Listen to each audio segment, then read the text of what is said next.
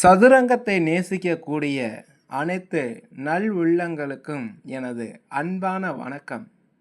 நான் உங்கள் பிரபு, next level chess அகாடமியிலிருந்து. இப்போ நம்ம இந்த பொசிஷனில் ஒரு அருமையான ட்ரிக்ஸை கற்றுக்க போகிறோம். இந்த கிராஃப்டி பிஷப் G8 இது ரொம்ப தந்திரமாக எப்படி விளையாட போகுதுங்கிறத நம்ம தெரிஞ்சுக்கலாம். இந்த பொசிஷனில் ஒயிட் டு பிளே. இந்த பிளாக் வந்து என்ன பண்ணியிருக்காங்கன்னா நைட்டுக்கு அட்டாக் வச்சுருக்காங்க. பட் ஒயிட் ரொம்ப தந்திரமாக எப்படி விளையாடுறாங்க அப்படின்னா, பிஷப் H7 இருக்கு இல்லையா, அந்த பிஷப்பை அப்படியே எடுத்து G8 வைக்க போகிறோம். இந்த பிஷப் G8 வந்து ரொம்ப தந்திரமான மூவ். இதுக்கு பின்னாடி இருக்கக்கூடிய ஆபத்து என்னன்னா, இந்த ஒயிட் குயின் H7 போயிட்டு செக்மேட் பண்ண போகுது. இதுக்கு பிஷப்பும் சப்போர்ட் பண்ணுது, நைட்டும் சப்போர்ட் பண்ணுது. அதனால் இந்த நேரத்தில் கிங்கால் பிஷப்பை அடிக்க முடியாது. கிங்கால் பிஷப்பை அட்டாக் பண்ணுனா இமீடியட்டாக queen H7 checkmate.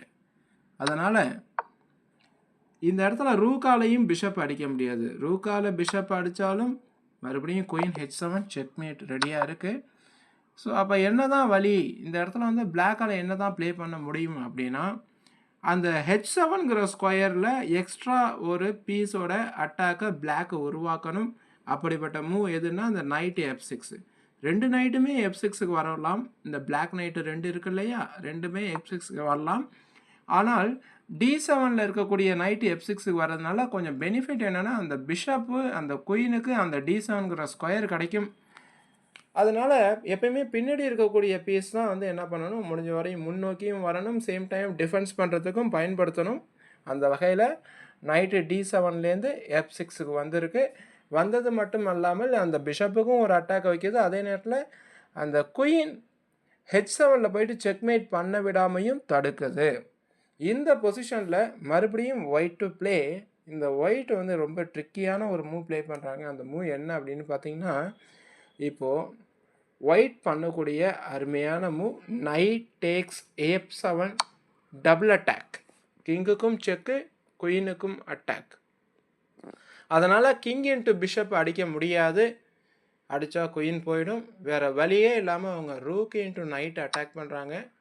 Next move bishop takes rook. இதனால் ஒயிட்டுக்கு என்ன லாபம் அப்படின்னு பார்த்தீங்கன்னா, எக்ஸ்சேஞ்ச் அப்பு.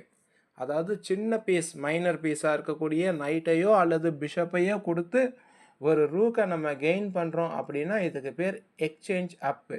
இதனால் நம்மளுக்கு கிடைக்கக்கூடிய லாபம் 2 பாயிண்ட்டு.